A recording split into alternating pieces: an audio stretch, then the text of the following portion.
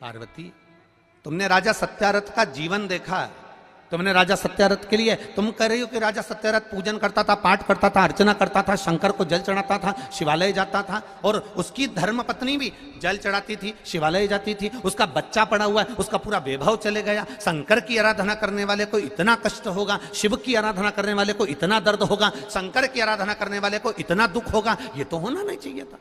ये दुख कैसे आया?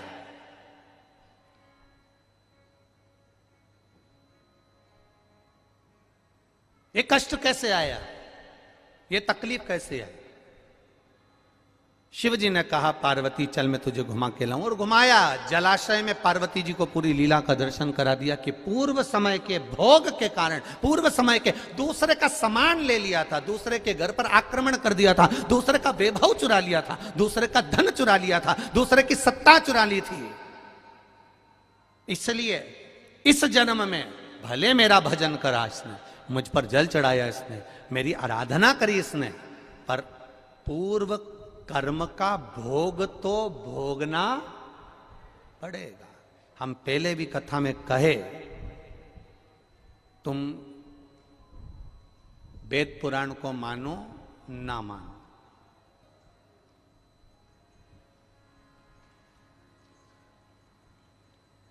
तुम धर्म शास्त्र को मानो ना मानो, तुम अपने बड़ों को मानो ना मानो, तुम अपने गुरु को मानो ना मानो, पर इतना जरूर मानकर चलना कि कर्म का भोग तो परमात्मा को भी भोगना पड़ा, तो अपन तो मनुष्य हैं, भोगना पड़ता ही है, पड़ेगा। कोई तुमसे कह दे मेरे पास आकर बैठ जा, मैं दुख नहीं आने दूंगा, कोई तुमसे आकर कह दे कि मेरे पास आकर बैठ जा, मैं ऐसा काम कर दूंगा कि तुम्हारे जीवन में दुख नहीं आएगा, तकलीफ नहीं आएगी, कष्ट नहीं आएगा, तो समझ लेना कि ये बेवकूफ बना रहा। दुख आएगा, कष्ट आएगा, रोग आएगा, बीमारी आएगी, तकलीफ आएगी, क्योंकि पूर्व के कष्ट का, पूर्व के कर्मों का भोग हमको भोगना है। पूर्व के कर्मों का भोग हमको भोगना, वो कौन भोगेगा? तुम्हारी कमाई के हिस्सेदार होते हैं तुम्हारी पत्नी, तुम्हारे घर के माता पिता, तुम्हारे भाई बंधु और तुम्हारे बच्चे तुम्हारी कमाई के हिस्सेदार होंगे। पर एक बात अपनी जिंदगी में उतार कर रखना, तुम्हारे कर्म के हिस्सेदार नहीं होंगे कि तूने कमाया कैसा था। तुम्हारी कमाई के हिस्सेदार तुम्हारी पत्नी भी होगी, तुम्हारे बच्चे भी होंगे, बेटा भी होगा, बेटी भी होगी, माता भी होगी, पिता भी होंगे, भाई भी होंगे, बंधु भी होंगे, बहनें भी होंगी, उनके सारे रिश्तेदार होंगे, तुम्हारी कमाई के हिस्सेदार होंगे, पर तुम्हारे कर्म के हिस्सेदार नहीं हो सकते। कर्म का भोग तो तुझे अकेले ही भोगना है। तब वो परमात्मा भी कहेगा कि तेरा क्या होगा रे कालिया, फिर वो भी कहेगा कि होगा क्या,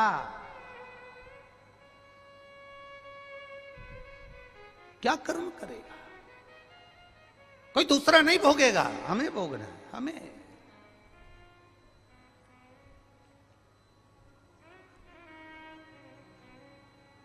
महाराज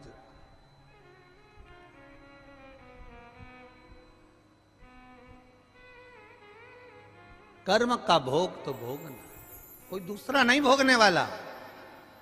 पार्वती, सत्यरथ को कर्म का भोग भोगना था, पूर्व में इसका वैभव इसने दूसरे का चुराया था, इसलिए आज इसका वैभव चले गया। पूर्व में इसने जो कर्म किया था उसके कारण इसका ये कर्म चले गया।